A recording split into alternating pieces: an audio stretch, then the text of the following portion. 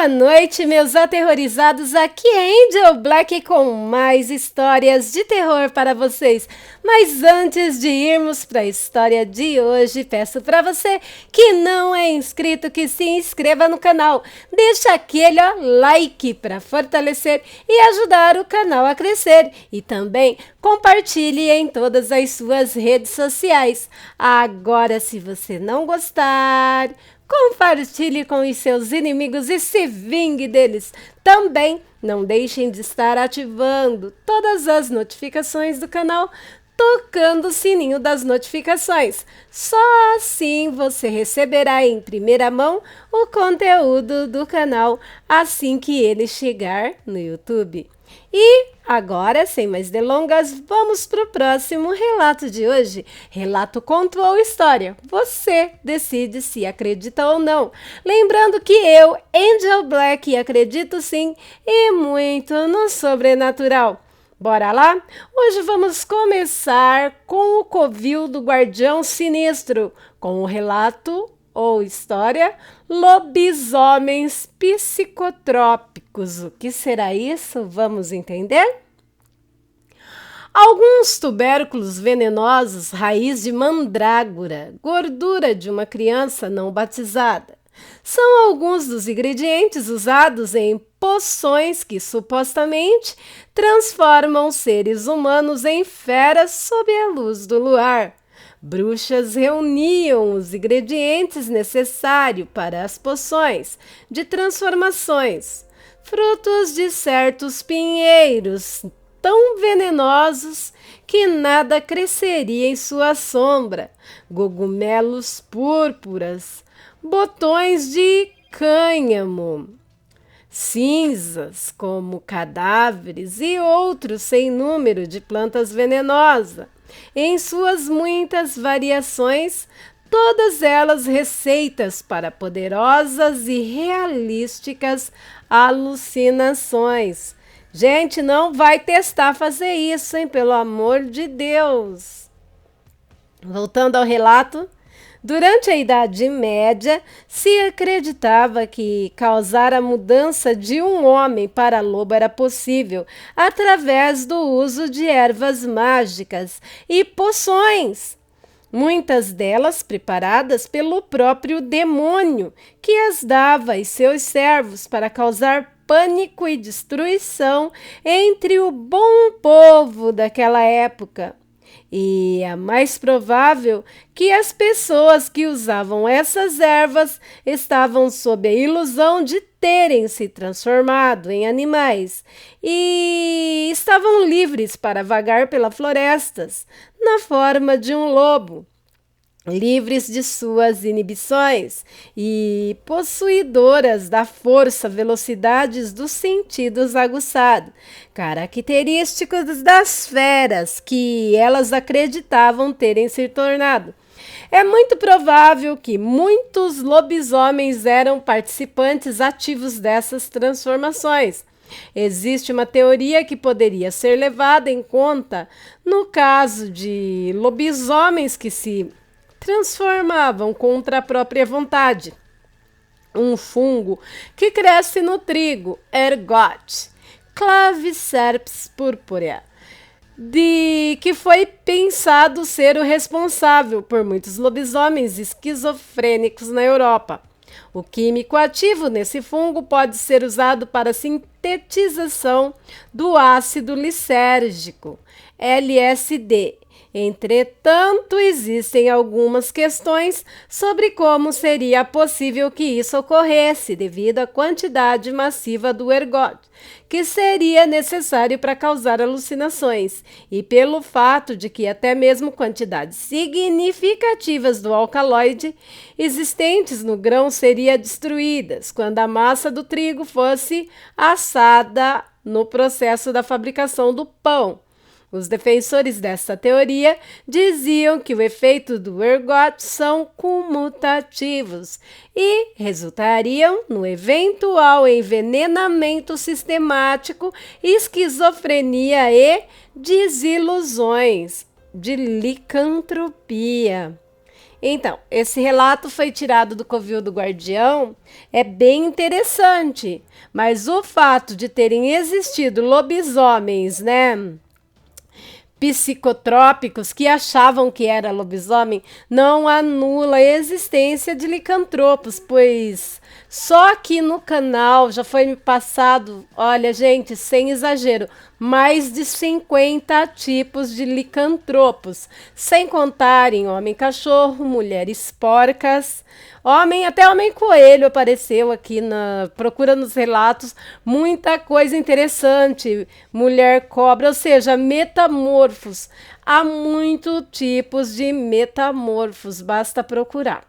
Bom, e agora vamos para o próximo relato de hoje, lembrando que sua opinião é importante para mim. Deixa ela nos comentários desse vídeo, lembrando de manter, né, o respeito nos comentários, tá bom? Bora para o próximo relato? Vocês acreditam em maldição? Bom, o próximo relato, que é do grupo Contos da Escuridão, por Cláudia Ferrari, uma administradora, traz isso. A maldição da boneca Lili.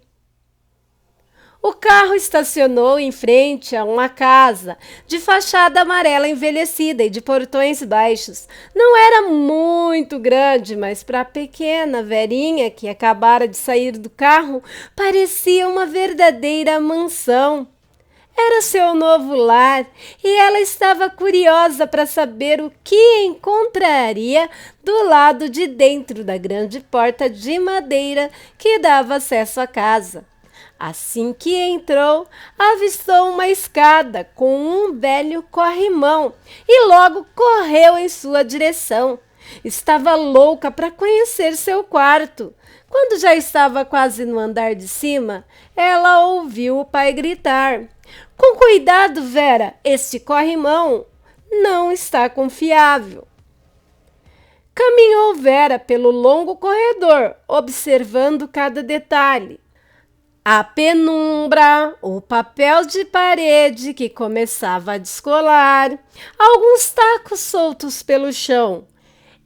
Ainda tinha muita coisa para consertar, reclamava sua mãe, enquanto subia também as escadas. Vera se apressou. Queria ver todos os quartos antes da mãe, para poder ter a chance de escolher qual seria o seu cantinho. Foi quando aconteceu. Vera avistou a pequena boneca, jogada de bruços no canto do quarto vazio, próximo à janela. Ela se aproximou devagar e colocou a boneca no colo. Ela tinha apenas um dos olhos e parecia que sua boca havia sido apagada, não por causa do desgaste do tempo, mas porque alguém havia mesmo tentado apagar. "O que você achou aí, filhinha?" Vera levou um tremendo susto quando sua mãe apareceu atrás dela. "Olha só, mamãe, parece que alguém esqueceu ela aqui. Deixa eu ver. Nossa, mas ela está muito acabadinha. Olha as roupinhas, parecem trapos. Vai ver, foi por causa disso que a antiga dona resolveu deixar aí." "Coitadinha, será que a gente poderia tentar consertar?" "Do jeito que está ela, acho que não tem mais conserto." "Quero ficar com ela mesmo assim, mamãe." A mãe quis fazer a vontade da filha. Seria uma forma dela se sentir confortável na casa nova. A mudança de cidade, de escola, deixava a filha insegura. Além do mais, achava que Verinha logo enjoaria daquela boneca tão feiosa. Mas não foi isso que aconteceu. A cada dia que se passava, a Verinha ficava cada vez mais grudada com a bonequinha. No início, pedia que a mãe tentasse consertá-la, mas depois de um tempo ela mesma fez. Fez roupinhas novas para a boneca.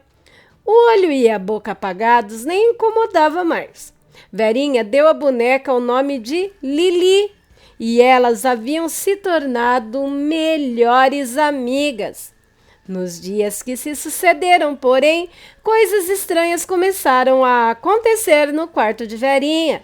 De madrugada, ela parecia ouvir passos e pequenos ruídos. No dia seguinte, achava seus brinquedos fora do lugar, livros espalhados pelo chão. No café da manhã, ela contava para os pais o ocorrido, mas eles não a levavam a sério. É sua imaginação, filha, dizia o pai. Você está inventando desculpa para não arrumar o quarto, mocinha, dizia a mãe. Verinha não conseguia ter uma noite de sono tranquila, acordando de repente por causa de algum ruído da janela aberta, dos insistentes passos. Numa manhã acordou e viu que seu estojo com o lápis de cor todo esparramado pelo chão. A essa altura, ela já havia até se acostumado com essa bagunça matinal. Arrumava tudo antes que a mãe visse e corria para colocar o uniforme da escola e descer para o café da manhã. Mas aquele dia, ao pegar a boneca Lili para colocar em cima da cama, Vera gelou em um arrepio. O arrepio enorme que lhe percorreu todo o corpo. Havia um novo olho desenhado na boneca Lili. Agora ela tinha certeza que alguém andava pelo seu quarto de madrugada, mexendo em suas coisas e pegando a sua boneca preferida. A menina nem conseguiu ouvir o seu próprio grito, mas seus pais correram em direção a ela. Ao verem o quarto bagunçado e a boneca com o olho desenhado, se convenceram que realmente havia algo de estranho. Essa menina está tendo crises de sonambulismo, disse o pai. Só isso pode explicar. Vou marcar um médico agora mesmo, disse a mãe. Na noite seguinte, Verinha dormiu com seus pais. Que maravilha poder dormir no quarto na companhia das duas pessoas que ela mais amava. Sentiu saudade de quando era mais pequena e podia fazer isso sempre. Agora eles sempre faziam questão de frisar: é só até você ir ao médico, não vai se acostumar. Às vezes é muito chato crescer. Ao chegar em seu quarto novamente, os lápis de cor espalhados pelo chão.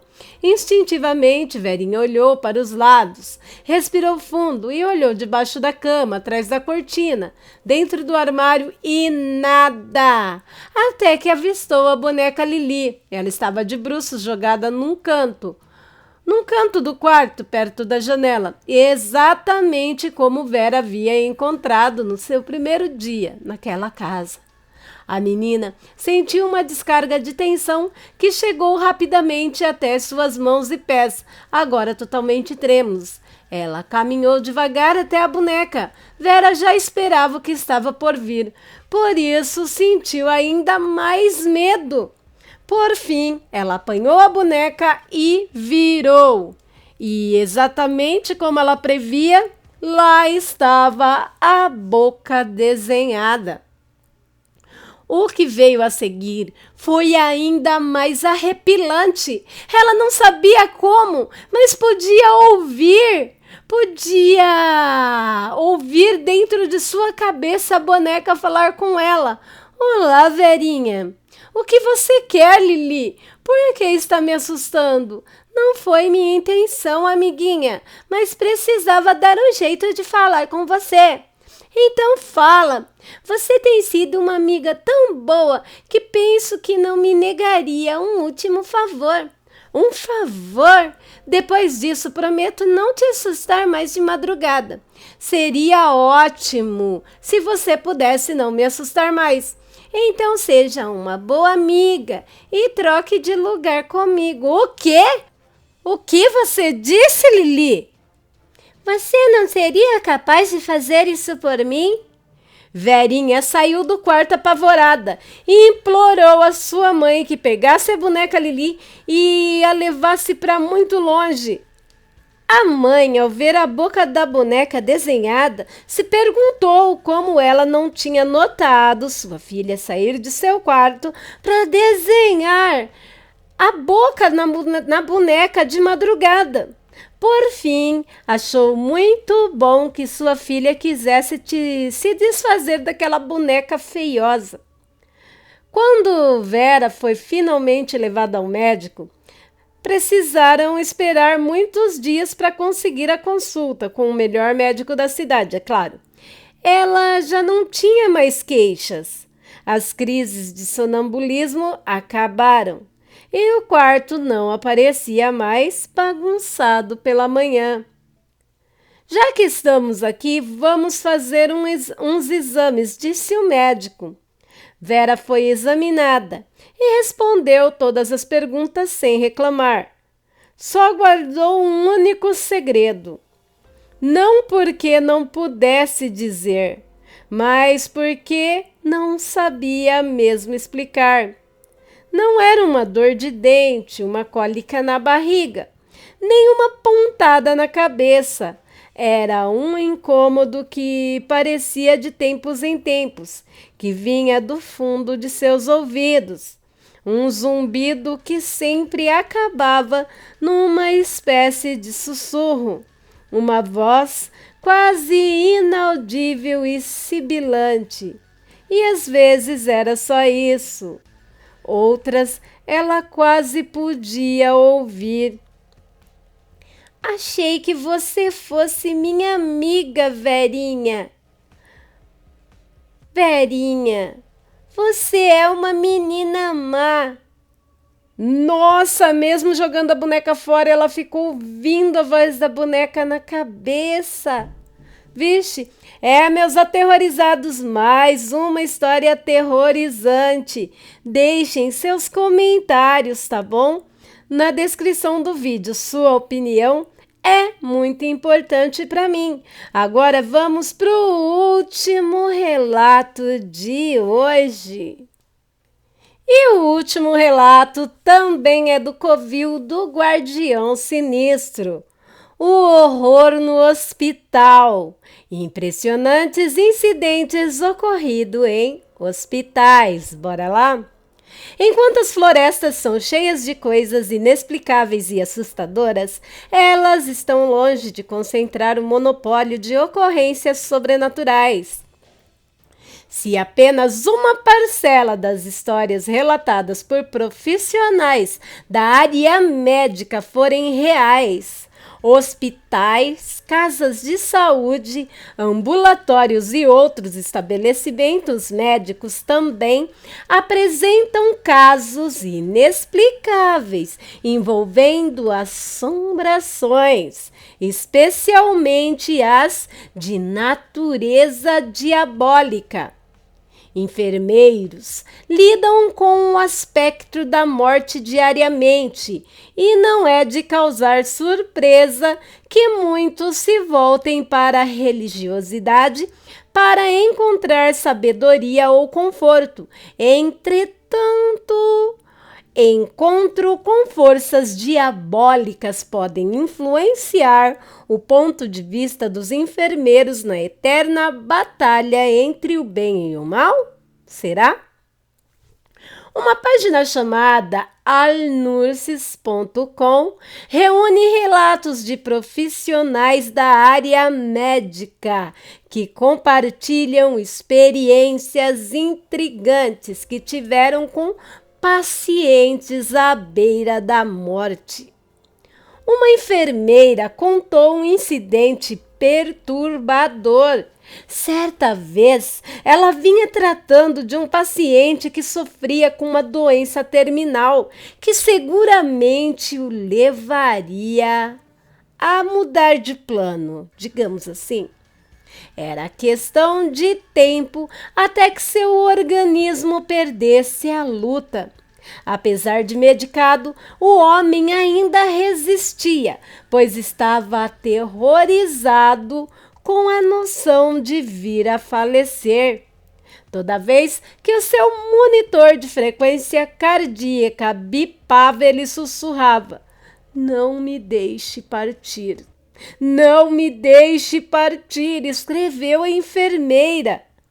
Um acompanhante designado tentou lhe dar um conforto espiritual, mas ele continuava tenso, repetindo que não podia partir, ou seja, mudar de plano. Naquela mesma noite, algo inexplicável aconteceu. O paciente internado no quarto 602 estava piorando e a enfermeira fazia a ronda de rotina, levando os medicamentos prescritos. Contudo, ela não estava preparada para o que encontrou quando abriu a porta. O homem estava estirado na cama, seu corpo estava rijo e rindo sem parar. Escreveu a enfermeira. Sua face toda tinha mudado, o rosto contorcido em uma expressão cheia de ódio e malícia. Seus olhos também tinham um brilho que eu só posso definir como maligno e um sorriso medonho nos lábios. Quando ele me viu parada na porta segurando a bandeja com os medicamentos, ele rosnou com uma voz glutural. Nem pense em dar isso para ele, sua vagapi estúpida. Deixe-o morrer de uma vez. Em seguida, o corpo do paciente se ergueu, flutuando alguns centímetros acima do colchão. Ele estremeceu violentamente, derrubando o soro e o aparelho de monitoramento de sinais vitais. O corpo então caiu pesadamente sobre a cama, num impacto assustador. Depois desse assustador incidente, o paciente teve um ataque cardíaco. Os médicos correram com o equipamento ressuscitador, mas o paciente faleceu 20 minutos depois. Seus olhos foram fechados e um lençol colocado sobre seu corpo. O terror, entretanto, ainda não havia terminado. Poucos minutos depois que um médico confirmou seu falecimento, os enfermeiros começaram a limpar o aposento, quando ouviram um gorgolejar vindo do corpo coberto. Ao se aproximar, uma das plantonistas jurou ouvir as palavras: "Vocês me deixaram partir." Uma das enfermeiras que ajudava na limpeza saiu correndo do quarto apavorada, enquanto a outra puxou o lençol e se deparou com o cadáver com os olhos abertos, a encarando, e um filete de sangue escorrendo de sua boca. Depois disso, coisas estranhas começaram a acontecer no quarto 602. Sussurros, lamentos e alguns mencionavam até risadinhas abafadas. Tivemos mais 3 pacientes que não sobreviveram no quarto 602 em um período de poucas semanas. Uma média de óbitos maior do que nos outros quartos, contou a enfermeira. Nós, é claro, evitamos falar a respeito, mas era impossível não perceber que havia algo de muito estranho naquele quarto. Por estranho, a enfermeira apontou momentos em que o aposento ficava estranhamente frio. Equipamentos elétricos simplesmente deixavam de funcionar, como se estivessem sido desligados da tomada, e um persistente cheiro de queimado. Os pacientes em recuperação também não gostavam do lugar. Muitos se queixavam de que inconvenientes de arrepios e pesadelos. Outros diziam que estavam sentindo um pressentimento estranho. Uma senhora contou que não conseguia dormir enquanto estava no quarto e que que não queria ficar ali sozinha de jeito nenhum. Quando ela foi movida para o outro aposento, ela ficou mais calma e se recuperou. Por algum tempo, nós evitamos o quarto 602. Sempre que possível, preferíamos colocar os pacientes em outros aposentos, dando como desculpa um problema técnico e até mesmo, quando tínhamos de colocar alguém lá, trocávamos tão logo surgisse outra vaga. Uma noite no quarto 602, vazio, algo inexplicável aconteceu. Ouvimos um grito muito alto e todos que estavam de plantão correram para ver o que havia acontecido. Ao abrir a porta, encontramos o quarto todo bagunçado, como se um furacão tivesse varrido o lugar. A cama estava travessada e o colchão jogado de lado, e o cheiro de queimado muito forte. A enfermeira conta que, depois desse acontecimento, a diretoria do hospital, que pertencia a uma ordem religiosa, ordenou que o quarto 602 fosse fechado. Posteriormente, houve rumores de que religiosos foram chamados para inspecionar o aposento. Falou-se em um ritual de exorcismo, mas ninguém soube ao certo que ou qual providência foi tomada. Meses depois, os incidentes foram diminuindo até que tudo voltasse ao normal. O pessoal mais antigo conhece a história, mas ninguém gosta de falar a respeito do assunto. Só quem viu com os próprios olhos sabe o que aconteceu ali. Mas esta não é a única história de terror relatada por enfermeiras na página. Uma outra profissional descreve uma terrível visão poucos minutos antes da partida de uma paciente.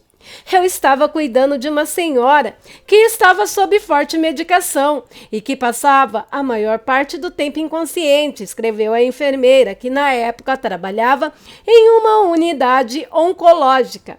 Numa noite, já de madrugada, entrei no quarto para ministrar a medicação e a paciente continuava dormindo. E enquanto eu checava os instrumentos, pensei ter ouvido alguma coisa. Eu me abaixei, próximo a ela, e ouvi um débil sussurro. Não deixe que ele me leve. Por favor, não deixe que ele me leve. Apesar de chocada com o pedido, a enfermeira acreditou que ela apenas estava tendo algum tipo de pesadelo e que não havia o porquê alarmar a situação, afinal, ela mesma já havia ouvido coisas piores. Dias mais tarde, ela estava de plantão, quando sentiu um súbito pressentimento de que havia algo errado com aquela senhora e resolveu averiguar. Ao abrir a porta, sentiu um cheiro desagradável e uma sensação inexplicável de medo, como se houvesse algo ruim ali dentro mesmo. E mesmo assim, deu um passo adiante e caminhou até a cama. A paciente estava com os olhos abertos, a boca escancarada e um grito silencioso. Seu corpo tremia sem parar, como se estivesse em choque. A enfermeira aproximou e apertou o botão de emergência, enquanto tentava oferecer ajuda. Percebeu que os olhos da paciente se voltavam para o teto, logo acima de suas cabeças. Tomada de um medo súbito, a enfermeira se voltou para ver o que aterrorizava a paciente. Ela descreveu o que viu da seguinte maneira: era uma coisa escura que flutuava perto do teto. Parecia uma sombra que pulsava, surgindo e desaparecendo diante dos meus olhos. Tinha os contornos de uma pessoa muito alta e esguia, mas dotada de um aspecto maligno. O susto foi tão grande que eu quase perdi os sentidos. Neste momento, a senhora me segurou com força, enterrando as unhas no meu braço, dizendo: não deixe que essa coisa me leve, não deixe essa coisa me levar. Eu olhei de novo e a sombra desapareceu. Os ajudantes entraram no quarto em seguida e fizeram o máximo para ajudar, mas foi inútil. A paciente faleceu poucas horas depois, com os olhos escancarados, como se visse algo ameaçador, algo que só ela podia enxergar, exceto por alguns segundos, quando a enfermeira também presenciou aquela sombra. Depois disso, larguei o emprego. Passei por um período muito difícil, que me sentia incapaz de cuidar de outras pessoas. Fui diagnosticada com depressão e tenho certeza de que a causa foi me deparar com aquela coisa. Mas consegui me recuperar e voltei a trabalhar. Mas ainda ouço as palavras daquela senhora aterrorizada. Não deixe ele me levar! Não deixem ele me levar! Não deixe ele me levar!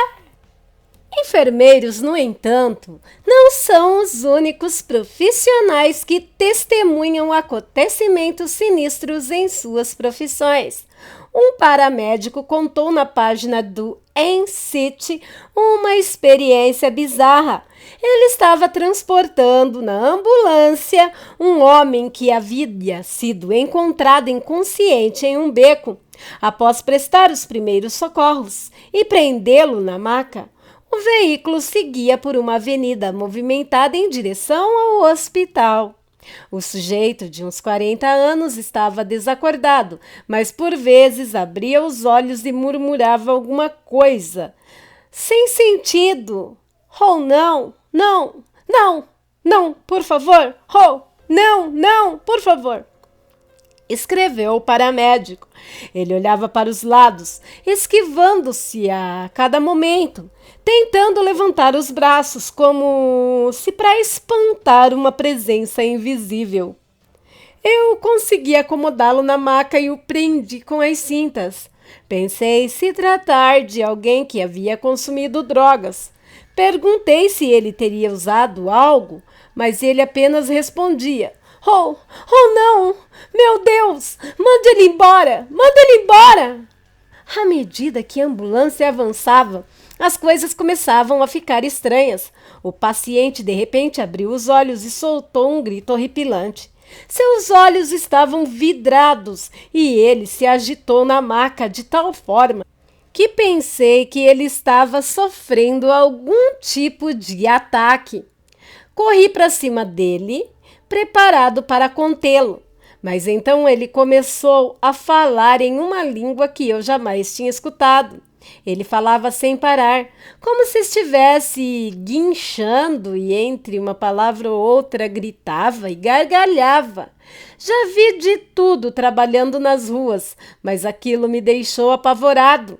Meu parceiro, que dirigia a ambulância, perguntou o que estava acontecendo. E eu apenas consegui gritar de volta: continue dirigindo. Finalmente, chegamos à estrada do hospital.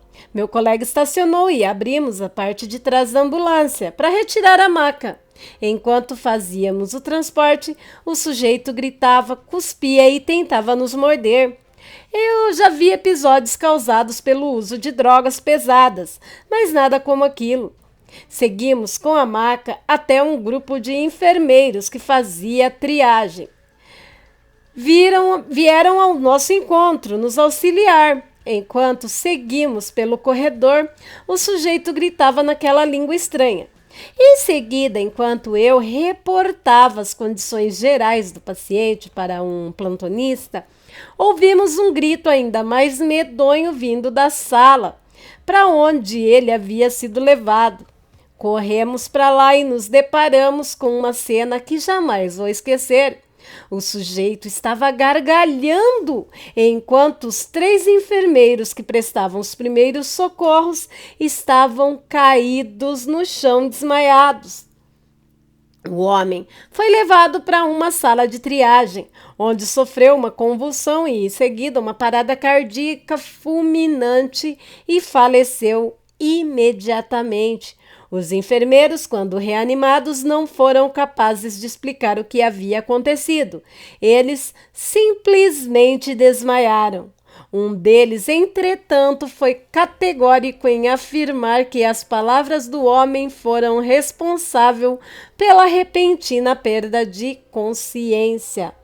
Aí, investigações posteriores revelaram que o sujeito sofria de episódios recorrentes e que, quando era mais jovem, havia sido diagnosticado como esquizofrênico, mas nada explica o que causou o desmaio dos enfermeiros que tentavam ajudá-lo, ou mesmo a súbita parada cardíaca que causou a morte do sujeito. Desde os seus primórdios, a ciência médica tenta traçar uma linha divisória entre o conhecimento e a espiritualidade, uma fronteira bem difundida que separa as nossas crenças religiosas daquilo que a ciência é capaz de compreender. Mas em certos momentos, essa linha parece ser ultrapassada por coisas que não podem ser inteiramente compreendidas ou satisfatoriamente explicadas. Nos relatos de alguns profissionais da área médica, encontramos vestígios de que nossas superstições mais básicas a respeito da morte e da existência de entidades desconhecidas, cujo propósito parece fazer o mal. Seriam algumas pessoas à beira da travessia, ou seja, da morte, perseguidas por essas entidades malignas? E com que objetivo? Deixe suas opiniões nos comentários desse vídeo, vai ser muito importante. E talvez, a sua opinião possa esclarecer algumas dúvidas sobre o ato aqui mencionado. Meus aterrorizados, e aqui termina mais essa coletânea de terror. Espero que vocês tenham gostado, eu amei. Bom, se você ficou comigo até o final do vídeo e ainda não é inscrito do canal, o que está esperando, hein? Se inscreve aí, não custa nada, vem fazer parte dessa família maravilhosa que é a família Angel Black Contos de Terror. Será uma honra tê-lo como membro aqui, em nossa casa, em nossa família. Seja bem-vindo. Você, inscrito, aterrorizado, visitante, que ficou até o final também e esqueceu o like, deixa o like, dá aquela dedada, sabe? Pois não custa nada e você ajuda muito o canal, pois o seu like tem poder. Então, não esquece o like, tá bom? E você que não está recebendo notificações do canal, vai lá do lado do inscrever-se. Se você não é inscrito, já aperta inscrever também. Mas agora estamos falando do sininho das notificações. Aperta o sininho e toda vez que tiver algo novo aqui, no canal, você será notificado e não vai perder nada, tá bom? E se você quiser ver mais vídeos, mais relatos, visita as playlists lá do canal. Tem tanto relato, tanto vídeo que você vai se perder lá no meio, tá bom? Bom, agora eu quero falar com você que passou por uma experiência com o sobrenatural. Ou teve um milagre muito bonito na sua vida, manda para o e-mail do canal para compartilharmos com todos que por aqui passarem. Se você não vivenciou nada sobrenatural ou sabe de alguém que passou, manda também.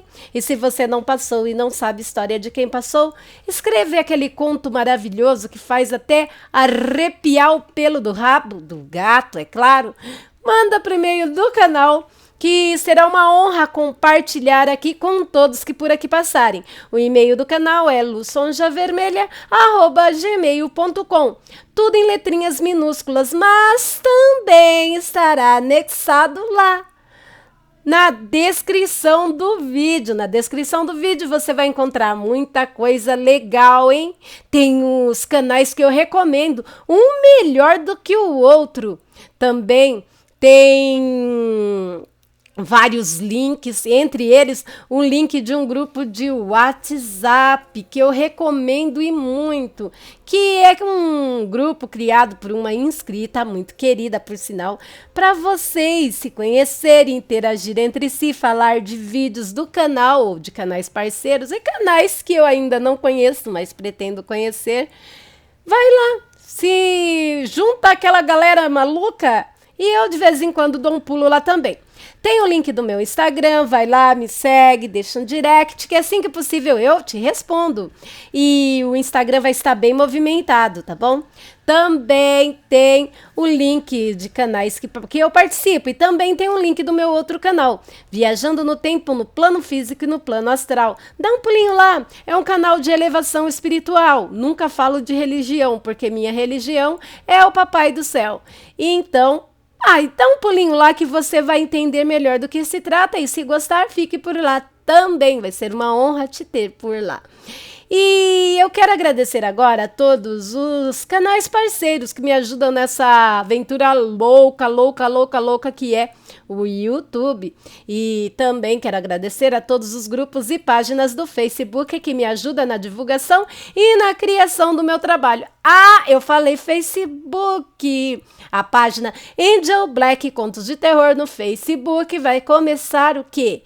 Ter lives com Angel Black. Se você não me segue lá, corre que ainda dá tempo de você seguir. Essa semana sai a primeira live. Seria contos que eu não posso contar aqui, porque o YouTube, clica-te nas minhas asinhas de Angel.